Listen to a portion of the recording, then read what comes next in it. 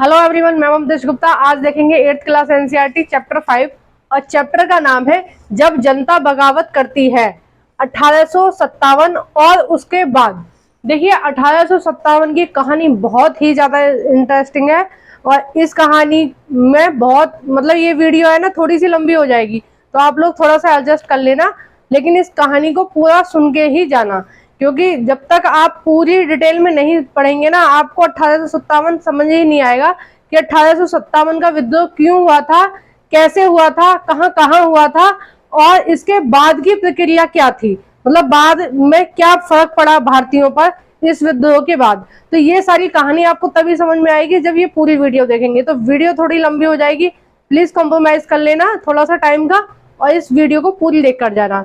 अब देखिए हम पहले जानेंगे कि आखिर क्या समस्या चल रही थी भारत के अंदर, भारत के लोगों में ऐसी क्या विचारधारा चल रही थी जो इस विद्रोह होने की नौबत आ गई। ऐसी क्या बात हुई जो ये विद्रोह हो गया। ठीक है, पहली बात तो आप ये जान लीजिए कि ये जो 1857 का विद्रोह था ये पूरे भारत में नहीं था। ये कहाँ था? केवल उत्तर भारत में था। उत्तर भारत का मतलब है, एक मिनट में आपको मैप में बता देती हूँ, थोड़ा सा मैप में ज्यादा अच्छे से समझ में आएगा। ये मैप मैंने पूरा काला पीला कर रखा है। देखिए उत्तर भारत है, इतना ऊपर वाला हिस्सा, इतना हिस्सा क्या है? उत्तर भारत है। तो हम ये जो 1857 का विद्रोह हुआ था ये उत्तर भारत में हुआ था। मेन जो विद्रोह हुआ था वो यूपी, बिहार और दिल्ली के आसपास वाले इलाकों में हुआ था। नीचे वाले भारत में नहीं हुआ था, क्योंकि जो सबसे ज्यादा समस्या आ रही थी लोगों के सामने वो उत्तर भारत के लोगों के सामने आ रही थी, क्योंकि जो उत्तर भारत में जो शासक थे वो क्या कमजोर पड़ते जा रहे थे। औरंगजेब की मृत्यु के बाद जो शासक थे वो एक तरह से नामात्र के ही शासक थे। ठीक है, वो ज्यादा कुछ जनता के लिए नहीं कर पा रहे थे और न ही अपने शासन को संभाल पा रहे थे। आप देखते हैं आपके एनसीईआरटी में एक हेडिंग दी हुई है नीतियां और लोग, क्या नीतियां हुई और लोगों की उस पर क्या प्रतिक्रिया थी। दूसरी हेडिंग इसमें दे रखी है नवाबों की छिनती सत्ता। आपको मैंने बताया था पिछले चैप्टर में कि उन्होंने क्या किया था कि धीरे धीरे वो नवाबों से रियासतों को छीनते जा रहे थे, गलत तरीके से रियासतों को छीनते जा रहे थे। देखो कुछ पे उन्होंने सहायक संधि लगाई और कुछ पर हड़प नीति अपनाई। ठीक है, सहायक संधि के तहत सबसे पहले जो छीना था वो अवध छीना था 1801 में, और जो अवध था उस पर उन्होंने आरोप लगाया कि अवध का जो शासन है वो गलत तरीके से चलाया जा रहा है, इसलिए कंपनी इसको अपने में मिला रही है। देखिए आप कितनी गलत बात है। ये कोई बात थोड़ी ना है कोई आपके घर में आके और कहे कि आपका मुखिया ठीक से घर नहीं चला रहा है इसलिए आपका घर आज से हम चलाएंगे। तो ये क्या बात हुई भाई? घर के सदस्यों से पूछा तो जाना चाहिए कि आप इस जो आपका घर का मुखिया है आप इससे संतुष्ट हैं या नहीं। आप बिना पूछे किसी के घर में ऐसे कैसे बोल सकते हो कि आपके घर का व्यवस्था ठीक नहीं चल रही है, आज से हम चलाएंगे। तो यही अवध के साथ हुआ। लेकिन ये जो ईस्ट इंडिया कंपनी ने जो चाल खेली थी अवध के साथ, उसको जो जनता थी वो बहुत अच्छे से समझ रही थी। जनता को समझ में आ रहा था कि जो कंपनी है वो गलत तरीके से अवध के नवाब को हटा रही है।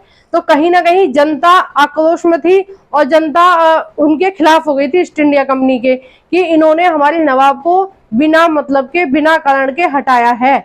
और उस टाइम पे वो जो नवाब था उसका शासन ठीक ठाक चल रहा था। ठीक है, क्योंकि जो हमारे देश में मुस्लिम अब बहुत दिन के आए हुए थे, तो 1800 ईस्वी तक क्या है वो ठीक ठाक मैनेज हो गए थे। और ज्यादातर इलाकों में जैसे आज है भारत में अमन शांति है, मिलजुल के रह रहे हैं हिंदू मुस्लिम सिख ईसाई सारे। तो उस टाइम पे क्या है सारे मिल के रह रहे थे, हिंदू और मुस्लिम दोनों। तो इतनी ज्यादा प्रॉब्लम हिंदुओं को मुस्लिमों से नहीं थी। ठीक है, तो इसलिए ये इस विद्रोह में मुस्लिम और हिंदू दोनों ने बढ़ चढ़ के हिस्सा लिया था, है ना। तो पहली तो घटना ये हुई थी कि उन्होंने क्या है अवध को मिला लिया, तो अवध के जो लोग थे उनमें आक्रोश था। दूसरी चीज थी कि वो क्या है हड़प नीति अपना रहे थे, यही उन्होंने झांसी के साथ किया। और कई सारी रियासतें थी उन पर यही इस तरह के ही उन्होंने थोप दिया कि जिसके पुत्र पैदा नहीं होगा उसकी जो रियासत होगी उसको हम अपने में मिला लेंगे। ठीक है, दूसरा नंबर उन्होंने क्या किया था कि देखिए इसमें आपकी एनसीईआरटी में लिखा है कि 1856 में कैनिंग ने घोषणा की कि बहादुर शाह जफर आखिरी बादशाह होंगे। ठीक है, कैनिंग ने घोषणा की थी और उसके बाद में डलहौजी ने बोल दिया था कि जब बहादुर शाह जफर की मृत्यु हो जाएगी तो उनके खानदान के सभी व्यक्तियों को महल में से बाहर निकाल के कहीं और शिफ्ट कर दिया जाएगा। तो ये मतलब लोग देख रहे थे कि जबरदस्ती जो ईस्ट इंडिया कंपनी है वो भारत पर अपना हक जमा रही है। पहले अवध उन्होंने छीन लिया था, झांसी छीन ली थी, इसी तरह से है ना, बहुत सारे जो रियासतें थी वो छीन ली। तो जनता धीरे धीरे क्या है, ईस्ट इंडिया कंपनी के खिलाफ होती जा रही थी। और जो सिपाही थे वो भी ये चीज समझ रहे थे कि ये जबरदस्ती बिना मतलब की इन राजाओं से रियासतों को छीन रही हैं। ठीक है, तो ये चीज समझ में आ रही थी। तो यहाँ से जनता के अंदर आक्रोश बढ़ता रहा और जनता ईस्ट इंडिया कंपनी के खिलाफ हो गई, है ना। अब देखिए सिपाही और किसान, सिपाही और किसानों को क्या दिक्कत थी ईस्ट इंडिया कंपनी से, जो 1857 के विद्रोह में ये भी शामिल हुए थे। अब देखिए किसानों के सामने क्या समस्या थी। जिस दिन से ईस्ट इंडिया कंपनी हमारे देश में आई उस दिन से सबसे ज्यादा जो अत्याचार है वो किसानों पे किया और जनजातियों पे किया। मैंने आपको पिछले चैप्टरों में बताया था बहुत विस्तार से। तो देखिए इस चैप्टर में भी यही चीज बोली गई है कि जो किसान थे वो भारी भरकम लगान नहीं चुका पा रहे थे। क्यों नहीं चुका पा रहे थे? क्योंकि इतनी फसल होती नहीं थी और जो टैक्स था वो ईस्ट इंडिया कंपनी ने हिसाब से ज्यादा लगा रखा था उन किसानों के ऊपर। तो इसलिए क्या होता था कि वो कर्ज ले लेते थे उस टैक्स को चुकाने के लिए। तो जो किसान थे वो दिन पे दिन कर्ज में लदते जा रहे थे और कुछ सालों के बाद क्या करते थे महाजन, उनकी जमीन को जो गिरवी रखी हुई होती थी उनको कब्जा लेते थे और बोल देते कि तुम्हारे पास पैसे नहीं है, अब इतने का तो तुम्हारा कर्ज हो गया जितने की जमीन है। तो उस तरह से क्या हुआ, जमींदार और महाजन उनकी जमीन कब्जा रहे थे। लेकिन किसान ये चीज समझ रहे थे कि ये जो सारी प्रक्रिया है, इस सारी प्रक्रिया में सबसे ज्यादा दोषी कौन है? सबसे ज्यादा दोषी है अंग्रेज, क्योंकि अंग्रेजों ने इतना ज्यादा टैक्स लगा रखा है कि हम दे ही नहीं पाते हैं, साल से साल उस टैक्स को हम पूरा ही नहीं कर पाते हैं। ठीक है, तो जो किसान थे वो इसलिए नाराज थे। अब देखिए जो सिपाही थे वो क्यों नाराज थे। देखिए जो ज्यादातर सिपाही होते हैं और ज्यादातर जो फौजी होते हैं वो गांव से जुड़े हुए होते हैं। ठीक है, वो गांव के ज्यादातर जो लोग होते हैं सिपाही और फौजी वो गांव से जुड़े हुए होते हैं और गांव के ही लोग होते हैं। तो ये दोनों एक ऐसे थे, मतलब ये दोनों जो तबके थे वो इस तरह के थे कि देखिए जो कुछ किसान थे तो किसानों के बेटे कौन थे? सिपाही थे। ठीक है, उस टाइम पे फौज नहीं थी, सिपाही थे। तो किसान के बेटे ही ज्यादातर सिपाही बनते हैं और किसान के बेटे ही ज्यादातर फौजी बनते हैं। आपने देखा होगा आपके गांव में जितने ज्यादातर जो फौजी होंगे ना गांव से ही होते होंगे, शहर से नहीं होते हैं। ठीक है, गांव से ही होते हैं। तो सिपाहियों को पहले से दिक्कत थी कि उनके परिवार के लोगों के ऊपर अत्याचार हो रहा है, उनके माता पिता के ऊपर अत्याचार हो रहा है, उनके बाबा भी इस अत्याचार को देखते आ रहे हैं। तो पहले से उनको ये माइंडसेट था कि जो अंग्रेज है ये गलत है।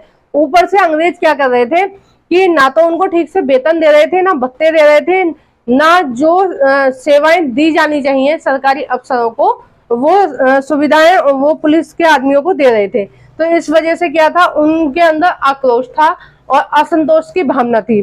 देखिए 1824 में सिपाहियों ने वर्मा समुद्र रास्ते जाने से इनकार कर दिया। क्यों कर दिया? क्योंकि जो सिपाही थे ना उनको ऐसा लगता था कि अगर हम समुद्र पार जाएंगे तो हमारी संस्कृति खत्म हो जाएगी, हमारी संस्कृति खराब हो जाएगी, हमारा धर्म खराब हो जाएगा। उनका ऐसा मानना था कि जैसे ही हम समुद्र पार करके किसी दूसरे देश में जाएंगे तो हमारी संस्कृति क्या है, खराब हो जाएगी। क्योंकि हमारी जो संस्कृति खराब हुई वो किन की वजह से हो रही थी? वो अंग्रेजों की वजह से हो रही थी। तो जो बुजुर्ग लोग थे वो सारा जो जिम्मा मान रहे थे कि सबसे ज्यादा जो प्रॉब्लम क्रिएट हो रही है वो किसकी वजह से हो रही है? अंग्रेजों की वजह से। तो इसलिए जो सिपाही थे उन्होंने जब युद्ध हुआ था अंग्रेजों का बर्मा में, तो 1824 में जो सिपाही थे उन्होंने समुद्र रास्ते जाने से मना कर दिया। उन्होंने बोला कि अगर हमें स्थल से के रास्ते से लेके जाओगे ना तो हमें कोई प्रॉब्लम नहीं है, लेकिन हम समुद्र के रास्ते से नहीं जाएंगे, क्योंकि समुद्र पार करते ही जो हमारा धर्म है वो खराब हो जाएगा, हमारी संस्कृति खराब हो जाएगी। ये उनकी उस टाइम की अलग धारणा थी। या फिर एक चीज ये भी कह सकते हो कि ये उनके विरोध करने का तरीका था। जब हमें कोई किसी की बात किसी से घृणा हो जाती है ना जब हमें, तो चाहे वो अच्छी बात कहे चाहे वो सही बात कहे, सही बात भी कहेगा ना तब भी हमें उसके मुंह से वो गलत ही लगेगी, क्योंकि हमारे माइंड में ये सेट हो गया है कि सामने वाला बंदा गलत है और वो हमारे लिए गलत ही सोच रहा है। तो अगर वो एक बार अच्छा भी सोचेगा तो हमें यही लगेगा कि वो क्या है, गलत कर रहा है, और हो सकता है उसकी कोई महत्वाकांक्षा छुपी हो, लेकिन बाद में ये जो डिसीजन है हमारे खिलाफ ही रहेगा। तो ऐसी उस टाइम पे सिपाहियों की भी धारणा बन गई थी, ठीक है। और बाद में एक और कानून आया इन सिपाहियों को परेशान करने के लिए 1856 में। उन्होंने ये बोल दिया कि जो जितने भी सिपाही हैं, जो सेना सिपाही भर्ती हैं, जितनी भी पुलिस में भर्ती हैं सिपाही, उन सभी लोगों को जब भी ईस्ट इंडिया कंपनी कहेगी, जब भी ब्रिटिशर्स कहेंगे, तभी उन्हें समुद्र पार लड़ने के लिए जाना पड़ेगा, ठीक है। ये नहीं है कि तुम अपनी मनमानी चलाओगे, हम जैसे ऑर्डर देंगे वैसे ही मानना पड़ेगा आपको, ठीक है। तो ये बात यहाँ तक हुई थी। अब देखिए सुधारों पर प्रक्रिया। देखिए एक चीज और हुई थी, जो सिपाही थे उसमें क्या था, 1857 का जो मेन कारण था उस समय, तत्कालीन जो कारण था, तत्कालीन कारण ये था कि जो सिपाही थे उनके लिए एक नई राइफल लाई गई थी, ठीक है। तो उसकी ट्रेनिंग चल रही थी, तो उनकी ट्रेनिंग को कुछ लोग आके हर किसी रेजिडेंट में दे रहे थे, उनकी ट्रेनिंग, सिपाहियों को ट्रेनिंग दे रहे थे वो नई राइफल चलाने की। तो वो जो राइफल थी, ऐसा भ्रांति फैली या ऐसी अफवाह फैली उस टाइम पे कि वो जो राइफल थी उसमें गाय की और सुअर की चर्बी लगी होती थी, ठीक है, लगी है। उन्होंने सिपाहियों में ये भ्रांति फैल गई कि गाय और सुअर की चर्बी लगी हुई है, और वो जो राइफल के जो कारतूस वगैरह निकालना होता था वो क्या है, मुंह से छील के निकालना होता था। तो देखिए गाय और जो सुअर की जो चर्बी थी, गाय तो हिंदू धर्म के लिए बहुत पवित्र है, गाय की हम लोग पूजा करते हैं, माँ के तरह उनको मानते हैं। और ऐसे ही मतलब उनके जो मुस्लिम है उनकी भी कुछ इस तरह से ही धारणा है। तो हिंदू मुस्लिम सिपाहियों ने ये डिसाइड किया कि जो अंग्रेज है ना, ये हमारा धर्म खराब करना चाह रहे हैं, इनका मेन मकसद यही है कि हमारा धर्म खराब करना। तो इसलिए जो सिपाही थे उनमें आक्रोश ज्यादा था इस 1857 को लेके, ठीक है। मेन कारण यही था कि जो मंगल पांडे थे ना, सबसे पहले उन्होंने विद्रोह शुरू किया था, और विद्रोह इसी बात पर शुरू हुआ था कि जो राइफल में जो उसकी गोली जो होती थी वो ऐसे छीलनी पड़ती थी, और वो जो ऐसे छील के निकालनी होता था उसमें गाय की और सुअर की चर्बी लगी थी, ठीक है। तत्कालीन कारण यही था। अब देखिए एक तीसरी हेडिंग दी हुई है आपकी एनसीईआरटी में, सुधारों पर प्रक्रिया। सुधारों, अब जो ईस्ट इंडिया कंपनी थी वो क्या कर रही थी, उसने ये भ्रांति फैला रखी थी लोगों के दिमाग में। मैंने आपको पहले चैप्टर से, ये जो एनसीईआरटी कराई थी ये इसके पहले चैप्टर से ही मैंने आपको बताया कि वो क्या लोगों का ये माइंड सेट कर रहे थे कि भारतीयों की जो धर्म संस्कृति है वो खराब है, पूरी तरह से खराब है और कोई काम की नहीं है। तो उनको क्या करना चाहिए, ईसाई धर्म अपना लेना चाहिए। ईसाइयों की जो संस्कृति है वो बहुत अच्छी है, ईसाइयों के ग्रंथ बहुत अच्छे हैं, और उन्हें ज्यादा से ज्यादा लोगों को ईसाई बन जाना चाहिए। तो वो इस बात पे बहुत ज्यादा जोर दे रहे थे कि लोगों को क्या है, ईसाई बन जाना चाहिए। अब देखिए उन्होंने सुधारों की एक प्रक्रिया शुरू की। पहला उन्होंने सती प्रथा पर रोक लगाई, ठीक है। सती प्रथा क्या होती है कि जब कोई राजा मरता था, ठीक है, किसी राजा की युद्ध में मृत्यु हो जाती थी, तो उसकी जो वाइफ होती थी वो उसके साथ अग्नि में कूद जाती थी, या फिर वो राजा की अगर बॉडी नहीं मिली या उसकी बॉडी को अलग अंतिम संस्कार कर दिया, तो वो क्या करती थी, अलग घर में आग लगा के उसमें कूद जाती थी। तो ये एक सती प्रथा चली आ रही थी बहुत दिन से। तो कुछ आम लोग जो सतीव्रता और पतिव्रता औरतें होती हैं हमारे हिंदुओं में, तो वो औरतें क्या कर रही थी कि अगर उनके पति की मृत्यु हो जाती थी तो वो खुद ही अपनी चिता बना लेती थी और उस चिता पर बैठकर जिंदा ही जल जाती थी।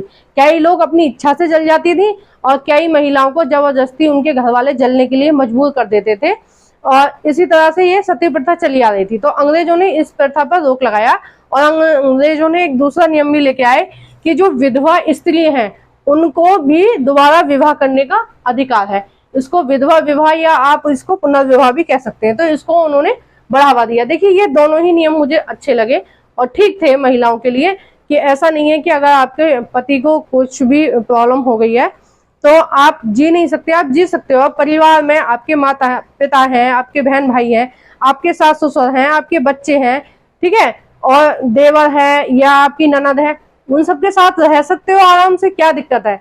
ऐसे अपने आप को जान झोंकना तो बिल्कुल गलत है, ठीक है। ये तो आत्महत्या हो गया। आत्महत्या करना तो बहुत ही ज्यादा पाप की बात है। आत्महत्या नहीं करनी चाहिए। ये शरीर हमें भगवान ने दिया है और उसके भगवान के बाद किसने दिया है? माता पिता ने। पहला अधिकार भगवान का है हम पर और दूसरा अधिकार माता पिता का है, और हमारा अपने शरीर पर कोई अधिकार नहीं है, ठीक है, क्योंकि हमने नहीं बनाया है इसको, भगवान ने बनाया है। और किसके नेतृत्व में बनाया है? माता पिता के नेतृत्व में। तो ये तो दोनों चीज गलत थी और अंग्रेजों ने बहुत सही नियम लेके आए। लेकिन इन नियमों से भी कुछ लोग, जो रूढ़िवादी लोग थे, वो खुश नहीं थे। उन्हें लगता था कि ये नियम गलत लेके आई है, जो अंग्रेज गलत लेके आए हैं, और उससे क्या है, जो उनका धर्म है वो खराब हो रहा है, ठीक है। और तीसरा ये था कि अंग्रेज क्या कर रहे थे? केवल और केवल इंग्लिश को ही प्रमोट कर रहे थे, यानी कि जो शिक्षा थी वो पूरी तरह से उन्होंने इंग्लिश में ही सिखा रहे थे, ठीक है। उन्होंने संस्कृत को पूरी तरह खत्म कर दिया, क्योंकि जो हमारे ग्रंथ हैं, भारतीयों के जो प्योर ग्रंथ हैं, वो सारे के सारे संस्कृत में है। तो हमारे यहाँ जो पढ़ाई चलती थी वो संस्कृत में चलती थी। लेकिन जब अंग्रेज आए तो इन्होंने संस्कृत और हिंदी दोनों को ही खत्म कर दिया, और इन्होंने क्या, किस पर जोर दिया? इंग्लिश पर। इन्होंने बोला बाकी सारी लैंग्वेज खराब है, संस्कृत भी खराब है, और जो भारतीयों की हिंदी भी खराब है, और जो साउथ में जो लैंग्वेज चल रही थी उन्होंने उनको भी खराब बताया, और केवल इंग्लिश में शिक्षा देने लगे, ठीक है। और उसके बाद जो 1830 के बाद उन्होंने क्या किया कि जो ईसाई मिशनरी थे उनको बहुत ज्यादा प्रोत्साहन किया। ईसाई मिशनरियों को भारत में फ्री में जमीन वगैरह अलॉट कर दी, और उनको बोल दिया कि तुम ज्यादा से ज्यादा ईसाई धर्म का प्रचार करो और ज्यादा से ज्यादा भारतीयों को ईसाई बनाओ, ठीक है। इस चीज पे जोर दिया जा रहा था। और ये जो बात थी, ये सिपाही भी सोच रहे थे इस बारे में, और जनता भी सोच रही थी। जो बड़े विद्वान लोग थे वो भी सोच रहे थे कि ये हमारे साथ क्या हो रहा है। धीरे, अब हमारे देश में पहले एक भी ईसाई नहीं था, धीरे धीरे उन्होंने इतने ज्यादा कन्वर्जन कर दिया है ना। अब भारत में जितने भी ईसाई हैं, इस टाइम पे जितने भी ईसाई हैं, वो सारे की सारे जो भारतीय मूल के लोग हैं, वो सारे के सारे हिंदू हैं, है ना। तो कितनी बड़ी संख्या में उन्होंने कन्वर्जन कर दिया। तो इस चीज का भी एक विद्रोह चल रहा था, और लोगों के दिमाग में ये चीज थी। और उन्होंने क्या किया था 1830 के बाद, कि उन्होंने जो नियम थे ना, जो कन्वर्जन के नियम थे, यानी कि जो हिंदू से और ईसाई बनने का जो नियम थे, वो बहुत आसान कर दिए उन्होंने। मतलब कुछ कुछ क्या है, हिंदू धर्म से मिलाते जुलाते हुए कर दिए। यानी कि तुम हिंदू धर्म में जैसे बेटे को अपने पिता की संपत्ति पाने का अधिकार होता है, उस तरह से इन्होंने बोल दिया कि ईसाई धर्म में भी क्या है, अगर आप ईसाई धर्म अपनाओगे तो बहुत ज्यादा चेंजेस नहीं होएगा। मतलब जो प्रॉपर्टी वगैरह के नियम है वो तुम हिंदू वाले फॉलो कर लेना। तो इस हिसाब से क्या था कि जो ईसाई बनना और भी ज्यादा आसान हो गया। तो लोग क्या बड़ी मात्रा में ईसाई बनने लगे।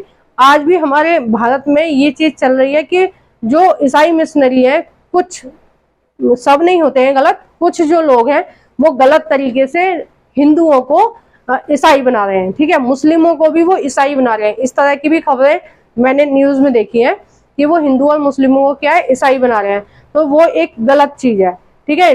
चलो पास्ट में हमारे साथ जो भी हुआ, कुछ लोग मुस्लिम बन गए, कुछ लोग ईसाई बन गए, कोई बात नहीं है, पास्ट की बात हो उनको छोड़ना चाहिए, ठीक है। लेकिन अभी कन्वर्जन रुक जाना चाहिए। हर धर्म में का जो कन्वर्जन चल रहा है ना, ये बिल्कुल पूरी तरह से रुक जाना चाहिए। हर व्यक्ति की अपनी स्वतंत्रता है कि वो जिस धर्म में रहना, जीवन लिया है, उसने जन्म लिया है, और वो उसी धर्म में आराम से रहे, कोई दिक्कत नहीं है। सभी धर्मों में कुछ ना कुछ अच्छी चीजें होती हैं और कुछ ना कुछ गलत चीज होती है, ठीक है। तो आप अपने धर्म की अच्छी चीजों को अपनाओ और जिस धर्म में हो उसी में रहो। कन्वर्जन से कोई फायदा नहीं है, ठीक है। मेरा मानना ये मेरा अपना, मेरी अपनी समझ है, ठीक है। आपको जैसा अच्छा लगता है वैसा ठीक है। अब देखिए, एक जो ब्रह्मा विष्णु भट्ट गॉडसे थे, उनकी एक पुस्तक थी माझा प्रवास, ठीक है। उसके कुछ पन्ने आपके एनसीईआरटी में दिए हैं और उनमें क्या लिखा है कि एक 84 नियमों की सूची तैयार की गई, 84 नियमों की सूची, और उस सूची में ये चीजें लिखी हुई थी कि जो भारतीय हैं, जो हिंदू हैं, उन पर इन चीजों को लागू किया जाए और ज्यादा से ज्यादा इनको ईसाई बनाया जाए। मतलब ये पूरी तरह से लोगों में ये बात चल रही थी, और थी भी, ये सच में उस टाइम पे ये चीजें चल रही थी कि ज्यादा से ज्यादा हिंदुओं को ईसाई बनाइए और इनकी जो धर्म संस्कृति है इनको पूरी तरह से खत्म कर दीजिए और इन सबको क्या है ईसाई बना दीजिए। ये चीज चल रही थी, ठीक है। तो ये आपको पता चल गया ना कि कहां से गुस्सा शुरू हुआ। अब देखिए सैनिक विद्रोह जन विद्रोह बन गया, यानी कि जो विद्रोह शुरू हुआ था वो सैनिकों का शुरू हुआ था। कहां से शुरू हुआ था? ये सुअर की चर्बी और गाय की चर्बी के जो कारतूस थे उनकी वजह से हुआ था, है ना। क्योंकि जो सिपाही थे उन्होंने मना कर दिया था, हिंदू सिपाहियों ने भी और मुस्लिम सिपाहियों ने भी, कि वो इस गन का प्रयोग नहीं करेंगे क्योंकि इससे उनका धर्म खराब होता है, ठीक है। आगे का जो आपका चैप्टर है वो बहुत ज्यादा इंपॉर्टेंट है, और वो मतलब कोई भी लाइन ऐसी नहीं है जिसको मैं स्किप कर सकूं, तो इसलिए मैंने वो यहाँ पर नहीं लिखा है, क्योंकि आ ही नहीं पाता, 3-4 बोर्ड भर जाते, इसलिए वो मैं पूरा की पूरा आपको स्क्रीन पे करा रही हूँ। वीडियो को हम यहीं समाप्त करते हैं। आपको मेरी वीडियो कैसी लगी प्लीज कमेंट बॉक्स में बताइए। मेरे वीडियो को जरूर से लाइक कीजिए, और आप अगर चैनल पर नए हो तो प्लीज मेरे चैनल को सब्सक्राइब कीजिए। Thank you for watching everyone.